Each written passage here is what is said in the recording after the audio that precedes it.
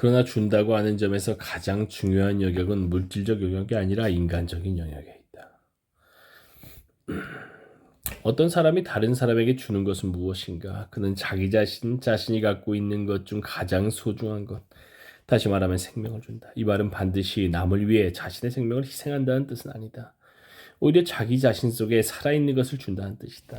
그는 자신의 기쁨, 자신의 관심, 자신의 이해, 자신의 지식, 자신의 유머, 자신의 슬픔, 자기 자신 속에 살아있는 모든 표현과 현실을 주는 것이다.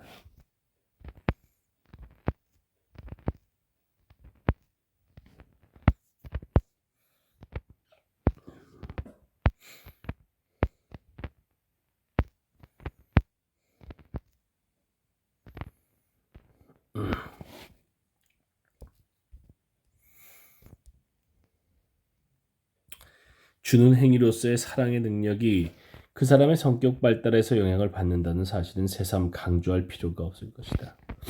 이것은 특히 성격이 생산적 방향으로 발달하는 것을 전제로 하고 있다.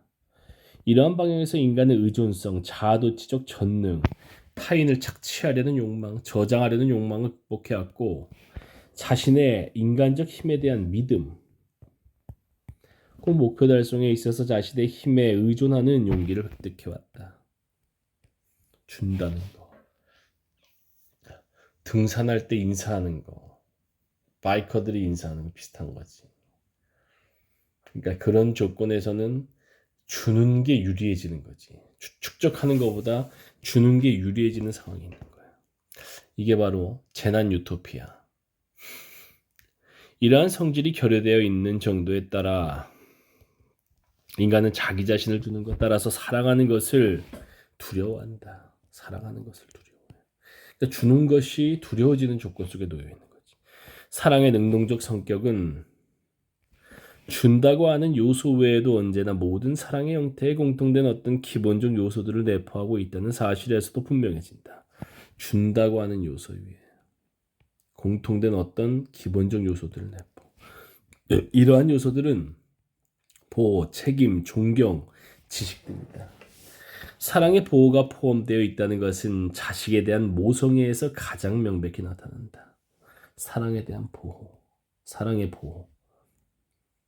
어머니가 자식을 충분히 보호하지 않는다면, 또한 어머니가 자식에게 젖을 주지 않거나 목욕을 시키지 않거나 편안하게 해주지 않는다면 아무리 어머니의 사랑에 대한 보증을 듣더라도 우리는 진실한 사랑이라고 감동하지 않을 것이다.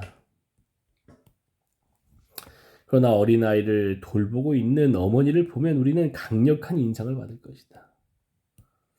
강력한 인상. 주는 사랑. 재난 유토피아.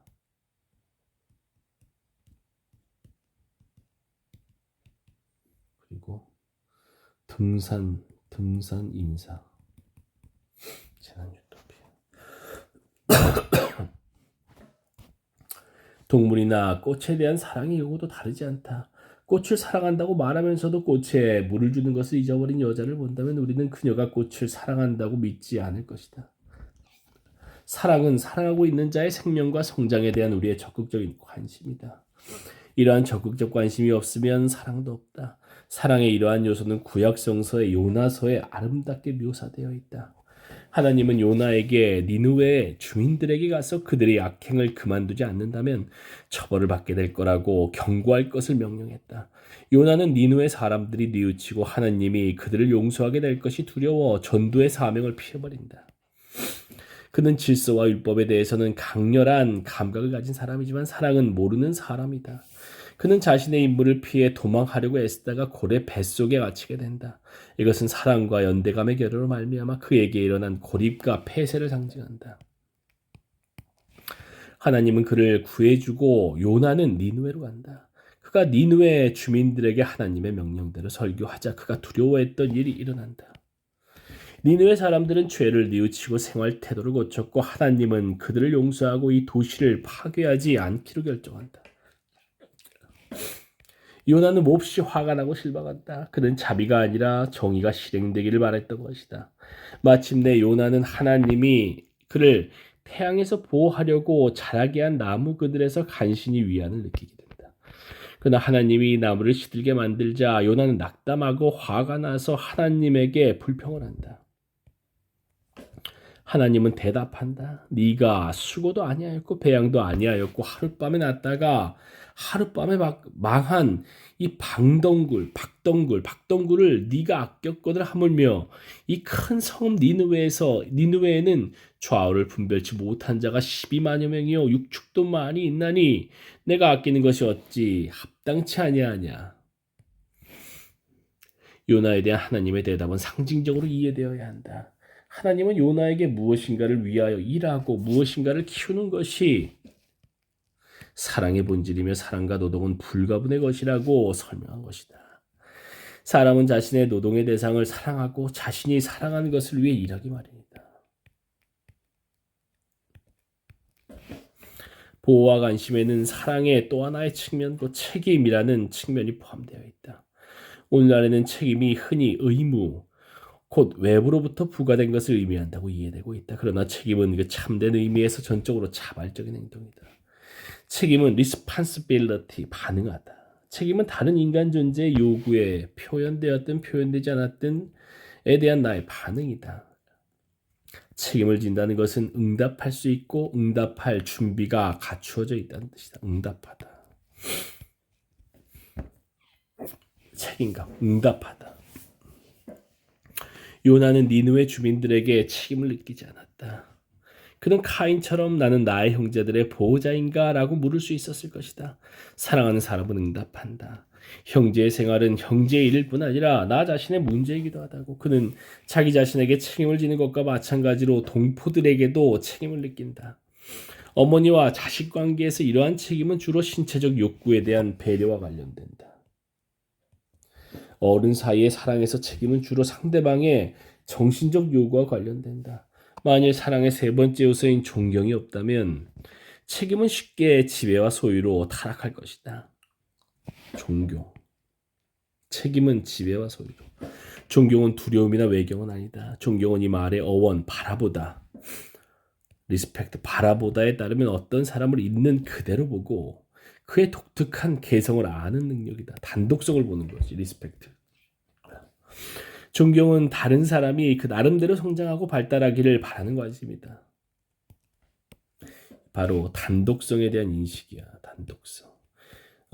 박찬욱은 하나의 장르다. 고유명으로밖에 말할 수 없는 게 바로 단독성이지. 이와 같이 존경은 착취가 없다는 의미를 내포하고 있다. 나는 사랑하는 사람이 나에게 이바지하기 위해서가 아니라 자기 자신을 위해서 자기 나름대로의 방식으로 성장하고 발달하기를 바란다.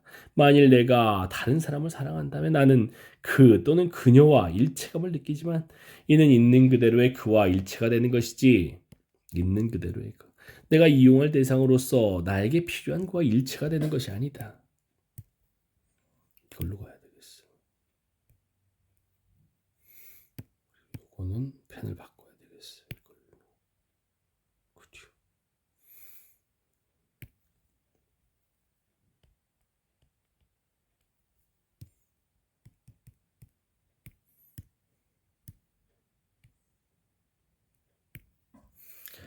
내가 독립을 성취할 때만 다시 말해 목발 없이 곧 남을 지배하거나 착취하지 않아도 서서 걸을 수 있을 때에만 존경이 가능하다는 것은 분명하다. 존경은 오직 자유를 바탕으로 해서 성립될 수 있다. 프랑스의 옛 노래처럼 사랑은 자유의 소산이며 결코 지배의 소산이 아니다. 사랑은 자유의 소산. 그러니까 여기서도 모럴과 에티카의 차이가 있는 거예요.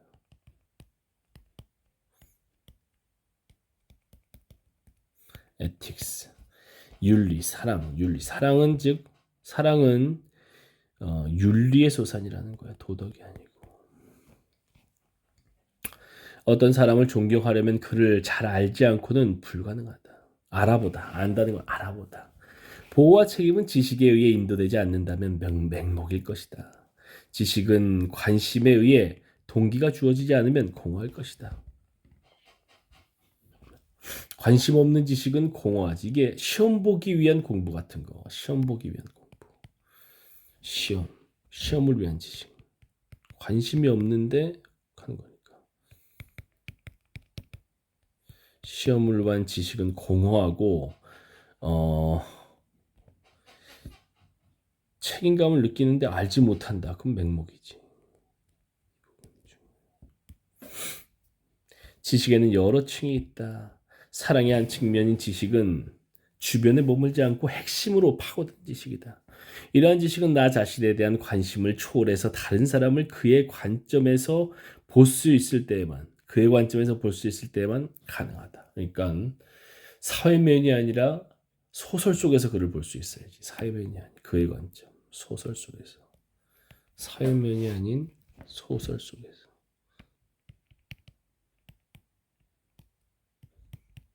소설 주인공의 관점.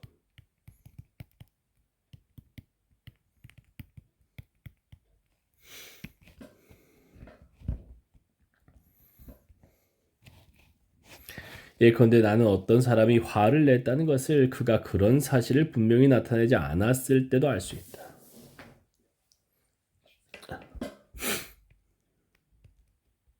그러나 그가 화를 냈다는 것 이상으로 더 깊이 그를 알 수도 있을 것이다. 그러면 나는 그가 불안하고 근심에 쌓여 있으며 외로움과 죄책감을 느끼고 있다는 것을 알 수 있다. 그러면 나는 그의 노여움이 더욱 깊은 어떤 것을 나타남에 지나지 않음을 알게 되고 그를 근심하고 당황하는 사람으로서, 다시 말하면 화를 낸 사람이라기보다는 괴로워하는 사람으로서 보게 된다.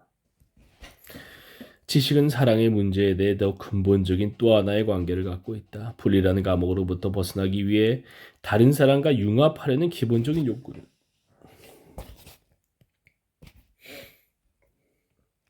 또 하나의 각별히 인간적인 욕망, 곧 인간의 비밀을 알려는 욕망과 밀접히 관련되어 있다. 단순히 생물학적 측면에서 보아도 인간의 생명은 기적이고 신비지만 인간적 측면에서 보아도 인간은 자기 자신에 대해 그리고 그 동료들에 대해 불가해한 비밀이다. 우리는 우리 자신을 알고 있지만 온갖 노력을 기울여도 우리 자신을 모두 알지 못한다. 우리는 우리의 동료를 알고 있지만 그들을 전부 알지는 못한다. 우리는 사물이 아니고 우리의 동료들도 사물이 아니기 때문이다. 우리가 우리의 존재 또는 다른 사람의 존재의 깊이에 도달하려고 하면 할수록 존재의 깊이, 인식의 목표는 더 멀어진다. 그러나 우리는 인간의 영혼의 비밀에, 곧 인간의 가장 내면적인 핵심에 침투하지 않을 수가 없다. 인간의 비밀을 아는 한 가지 방법, 절망적인 방법이 있다. 그것은 다른 사람을 완전히 지배하는 힘으로부터, 다시 말하면 그로 하여금 우리가 원하는 것을 하게 하고 우리가 원하는 것을 느끼게 하고 우리가 원하는 것을 생각하게 해서 그를 우리의 소유물로 바꾸어 놓는 힘으로부터 생기는 방법. 이게 국가의 등장이라고. 대상화, 그 다음에 종교의 출현. 신화적 세계에서 종교적 세계로 넘어가면서 대상화가 된단 말이지. 인간의 비밀을 알려는 이와 같은 시도의 궁극적 단계는 극단적인 가학성 음란증, 곧 인간을 괴롭히고 고문해서 고통 속에서 자신의 비밀을 누설하도록 강요하는 욕망과 능력이다.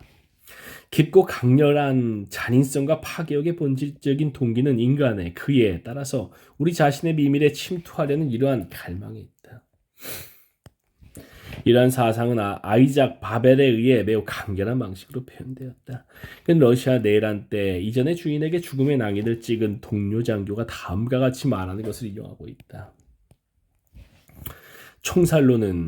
나는 이와 같이 말하래. 총살로는 당신은 그 녀석에게서 벗어날 수 있을 뿐이다. 총살로는 어디에 있는지 또 어떻게 보이는지도 알지 못하고 그 녀석의 영혼에 도달하지 못할 것이다. 그러나 나는 수고를 아끼지 않는다. 나는 몇 번이나 1시간 이상 적을 짓밟은 적이 있다. 알다시피 나는 생명이 정녕 무엇이며 우리의 방식에 따라 생명이 어떻게 쓰러지는지를 알고 싶은 것이다. 흔히 우리는 어린이에게서 지식에 이르는 이 길이 매우 분명하게 볼 수 있다. 어린이는 어떤 것을 알기 위해 분해하고 해체한다. 또는 동물을 해부하기도 한다. 나비를 알기 위해 나비의 비밀을 드러내기 위해 잔인하게 날개를 잡아뜯는다. 이러한 잔인성의 동기는 더욱 깊은 것, 곧 사물과 생명의 비밀을 알려고 하는 소망에 있다. 이 비밀을 알게 해주는 또 하나의 길은 사랑이다. 사랑은 다른 사람에게 적극적으로 침투하는 것이고 이러한 침투를 통해 알려고 하는 나의 욕망은 합일에 의해 만족을 얻는다. 융합하는 행위를 통해 나는 당신을 알고 나 자신을 알고 모든 사람을 안다. 그리고 나는 아무것도 알지 못한다. 나는 오직 한 가지 방법에 의해서만 인간에 대한 살아있는 지식을 얻을 수 있다는 것을 알고 있다. 오직 한 가지 방법, 단독성을 보려는 방법이지. 우리의 사고가 제시하는 지식에 의해서가 아니라 합일의 경험에 의해서만 알 수 있다는 것. 과학성 음란증에 동기는 이러한 비밀을 알려는 소망에 있지만 방법이 잘못된 거지. 타자를 지배해서 알려고 그러는 거야. 나는 여전히 무지하다. 다른 사람을 갈기갈기 찢어놓더라도 내가 한 일은 그를 파괴한 것뿐이다. 사랑은 지식에 이르는 단 하나의 길이며 사랑은 합일의 행위를 통해 나의 물음에 대답한다. 사랑하는 곳 나 자신을 주는 행위에서 다른 사람에게 침투하는 행위에서 나는 나 자신을 찾아내고 나 자신을 발견하고 나는 우리 두 사람을 발견하고 인간을 발견한다. 우리 자신과 우리 동료를 알려고 하는 갈망은 델포이 신전에 새겨져 있는 너 자신을 알라는 모토에 표현되어 있다. 이 모토는 모든 심리학에서 주요 동기가 된다. 그러나 이 욕망이 인간의 모든 것, 곧 인간의 가장 깊숙한 비밀을 알려는 것인 한 이 욕망은 평범한 종류의 지식, 꼭 사고에만 의존한 지식으로는 충족되지 않는다. 가령 우리가 우리 자신을 1000배쯤 더 잘 알게 되더라도 우리는 근저에 도달하지 못할 것이다. 우리의 동료가 우리에게는 언제나 수수께끼인 것처럼 우리는 자신에 대해 언제나 수수께끼다. 충분한 지식을 얻을 수 있는 유일한 길은 사랑의 행위에 있다. 이 행위는 사상을 초월하고 언어를 초월한다. 사랑의 행위는 대담하게 합일의 경험으로 뛰어드는 것이다. 날개 없이 나는 것. 날개 없이 나는 것. 그러나 사고를 통한 지식, 곧 심리학적 지식은 사랑의 행위를 통해 충분한 지식을 얻기 위한 불가결한 조건이다. 다른 사람의 실상을 보려면 즉 내가 그에 대해 갖고 있는 환상, 꼭 불합리하게 일그러진 상을 극복하려면 나는 다른 사람과 나 자신을 객관적으로 알아야 한다. 인간을 객관적으로 알게 될 때에만 사랑의 행위를 통해서 인간의 궁극적 본질을 알 수 있다. 인간을 아는 문제는 신을 아는 종교적 문제와 병행된다. 신을 아는 종교적 문제. 인습적인 서양 신학에서는 사고에 의해서 신을 알고 신에 대해 진술하려고 노력한다. 이 신학은 나의 사고에 의해서만 신을 알 수 있다고 가정한다. 나의 사고. 뒤에서 말하듯이 유일신론의 결과인 신비주의. 이게 걸려. 유일신론의 결과인 신비주의는 사고에 의해 신을 알려고 노력하는 노력을 포기하고 신과 합일의 경험을 추구하는데 신과의 합일에는 신에 대한 지식이 끼어들 여지 필요가 전혀 없다. 유일신론이 걸린단 말이야. 이것도 흥미로워. 인간과의 합일 또는 종교적으로 말하면 신과의 합일. 경험하는 것은 결코 비합리적인 것이 아니다. 반대로 알베르트 슈바이처가 지적한 것처럼 이러한 합일은 합리주의의 결과이며 가장 대담하고 철저한 결과다. 그것은 우연이 아니라 근본적인 우리 지식의 한계에 바탕을 두고 있다. 다시 말해 우리는 인간과 우주의 비밀을 결코 파악할 수 없지만 그럼에도 사랑의 행위를 통해서 알 수 있다는 지식이다. 심리학은 과학으로서 그 한계를 갖고 있으며 신학의 논리적 귀결이 신비주의인 것처럼 심리학의 궁극적 귀결은 사랑이다. 보호, 책임, 존경, 지식은 서로 의존하고 있다. 보호, 책임, 존경, 지식은 성숙한 인간 곧 자신의 힘을 생산적으로 발휘하고 스스로 일한 결과만을 차지하려고 하고 전지전능이라는 자아도취적 꿈을 포기하고 오직 순수한 생산적 활동에 의해서만 획득할 수 있는 내적 힘에 바탕을 둔 겸손을 터득한 사람에게서만 찾아볼 수 있는 일련의 태도이다. 잠깐만. 보호, 책임, 존경, 지식은 성숙하니까. 스스로 일한 결과만을 찾아. 전지전능이라는 자아도취적 꿈을 포기. 그렇지. 순수한 생산적 활동에 의해서 획득할 수 있는 내적 힘에 바탕을 둔 겸손을 터득한 사람에게만 볼 수 있다. 보호, 책임, 존중지. 지금까지 나는 인간의 분리 상태를 극복하는 사랑, 합일의 열망을 실현하는 사랑에 대해 말했다. 그러나 합일에 대한 보편적이고 실존적인 욕구를 바탕으로 더욱 특수하고 생물학적인 욕구, 곧 남성과 여성이라는 극 사이에서 합일에 대한 욕구가 일어난다. 이러한 양극성의 사상은 본래 남자와 여자는 한 몸이었으나 두 몸으로 갈라졌고 그때부터 모든 남성은 여성이라는 자신을 잃어버린 반쪽을 찾아 다시 그녀와 결합하려고 한다는 신화에 선명하게 표현되어 있다. 본래는 양성이 일체였다는 사상은 아담의 갈비뼈로 이불을 만들어냈다는 성서의 이야기에도 포함되어 있다. 비록 이 이야기에서는 가부장주의 때문에 여자는 남자에 종속되어 있긴 하지만 이 신화의 의미는 매우 분명하다.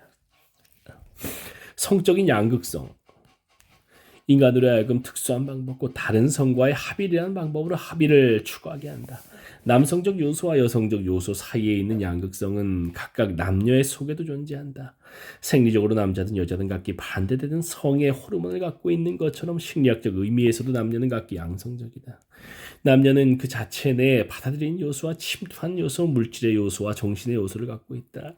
남자는 여자도 마찬가지지만 그의 여성적 극과 남성적 극의 양극이 합일할 때에만 자기 자신의 내면에서 합일을 발견한다.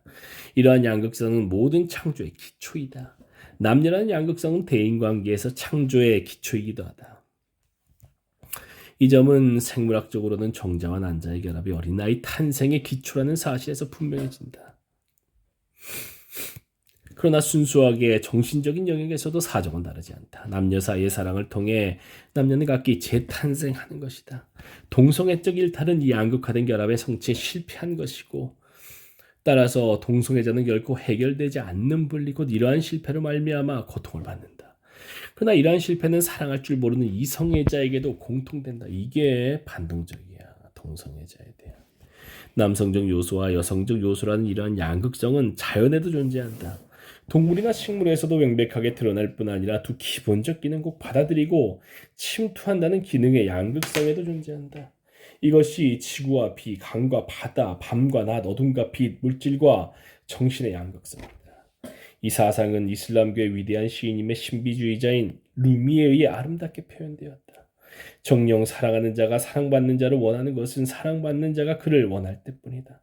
사랑의 불꽃이 이 가슴에서 타오를 때 저 가슴에도 사랑이 깃든 줄을 알게 된다. 그대의 가슴에서 신에 대한 사랑이 자라날 때 온갖 의심을 넘어서서 신은 그대를 사랑했다. 또 한 손이 없으면 한 손으로는 손뼉을 칠 수가 없다. 거룩한 지혜는 운명이거늘 이 지혜는 우리에게 서로 사랑하라고 명령한다. 타자에 대한 사랑이지. 이러한 운명 때문에 세계의 각 부분은 짝을 찾아 짝을 이룬다. 현자의 눈에는 하늘은 남자, 땅은 여자다. 땅은 하늘이 떨어뜨리는 것을 키운다. 땅에 열이 없으면 하늘은 열을 보내고 땅이 신선함을 잃고 메마르면 하늘을 회복시킨다. 하늘은 아내를 위해 식량을 찾아 헤매는 남편처럼 땅 위를 돌고 땅은 주부처럼 바쁘고 땅은 자식을 낳아 젖을 먹인다. 땅과 하늘은 지혜로운 자로서 일하므로 땅과 하늘도 지혜가 없다고 생각하라. 땅과 하늘이 서로 기쁨을 느끼지 않는다면 왜 땅과 하늘이 애인들처럼 포옹하고 있는가? 땅이 없으면 어떻게 꽃이 피고 나무가 자랄 것인가? 그렇다면 하늘은 무엇을 위해 물과 열을 만들어낼 것인가?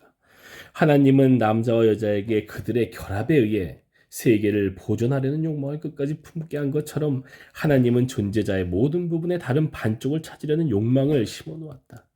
낮과 밤은 겉으로는 적이지만 동일한 목적에 이바지하고 있고 서로의 일을 완성하기 위해 밤과 낮은 서로 사랑하고 있다. 밤이 없으면 인간의 본성은 아무 소득도 얻지 못하고 따라서 낮에는 소비할 것이 없으리라. 남녀 양극성의 문제는 사랑과 성에 대해 더 많은 검토를 요구한다. 나는 전에 프로이트가 성욕을 사랑과 합일의 요구가 나타난 것으로 보지 않고 오히려 사랑에서 성적 본능의 표현 혹은 승화만을 보려고 한 것은 잘못이라고 말한 적이 있다. 그러나 프로이트의 잘못은 더 심각한 것이다. 그의 생리학적 유물론과 일치하는 바 그는 성적 본능을 몸속에 화학적으로 생긴 고통스럽게 해방을 갈망하는 긴장의 결과라고 본다.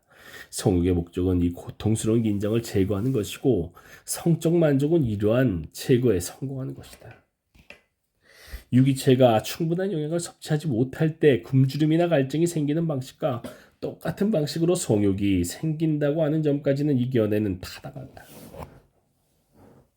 이러한 관점에서 성욕은 갈망이고 성적 만족은 갈망의 해소다. 성욕은 갈망. 이러한 성욕의 개념을 갖는 한 사실상 자위는 이상적인 성적 만족이다. 매우 역설적이긴 하지만 인간의 판타지가 그렇게 강하다는 거죠.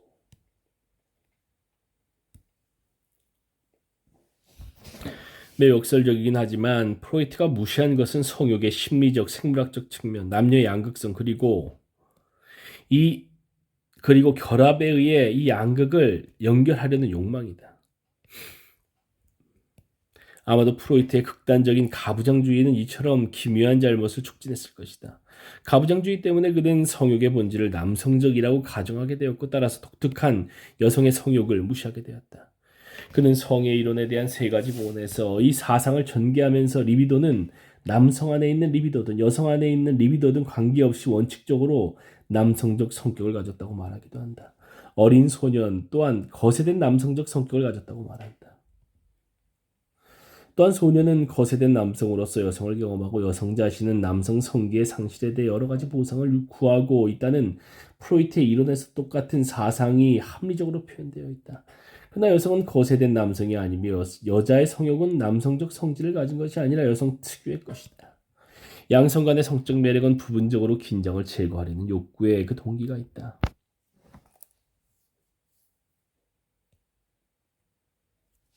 중요한 것은 이성의 극과 합일하려는 욕구이다. 사실상 색정적 매력은 결코 성적 매력에 의해서만 표현되지 않는다. 성적 기능과 마찬가지로 성격에도 남자다움과 여자다움이 있다.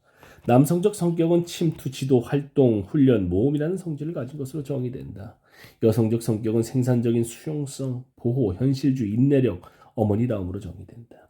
각 개인에게는 두 성격이 혼합되어 있으나 남성 또는 여성의 성과 관련된 것이 우위를 차지하고 있을 뿐임을 항상 명심해야 한다. 매우 흔히 있는 일이거니와 남성이 정서적으로 어린아이 상태에 머물러 있어서 그의 남성적 성격의 특징이 약화되면 그는 성교에서 배타적으로 남성적 역할을 강조함으로써 이러한 결함을 보상하려고 한다. 그 결과는 돈후활이다. 돈후활은 성격적인 의미에서는 남성다움이 불확실하기 때문에 성교에서 자신의 남성적 힘을 입증할 필요가 있다. 남성다움의 마비가 극단적일 때 가학성 음란증, 폭력 사용은 남성다움의 주요한 도착된 대형품이 된다.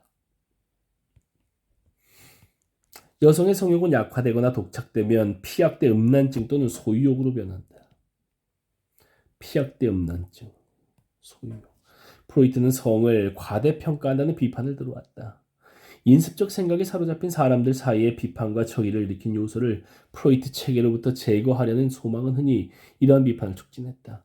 프로이트는 이러한 동기를 날카롭게 알아차리고 바로 이 이유 때문에 그의 성의 이론을 변경하려는 온갖 시도와 싸웠다. 실제로 그의 시대에는 프로이트의 이론은 도전적이고 혁명적인 성격을 갖고 있었다. 그러나 1900년대에 타당한 것이라도 50년 이상이 지난 후에까지 타당한 걸 수는 없다. 성적인 관습이 매우 변했기 때문에 프로이트의 이론은 서양의 중류계급에는 이미 충격적인 것이 아니며 전통적인 분석가가 오늘날도 프로이트의 성이론을 옹호하는 것을 용감하게 급진적인 일로 생각한다면 그것은 돈키호테적 급진주의에 지나지 않는다.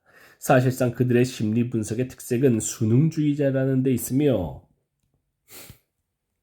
현대 사회를 비판하게 되는 심리학적 문제는 제기하지 못한다.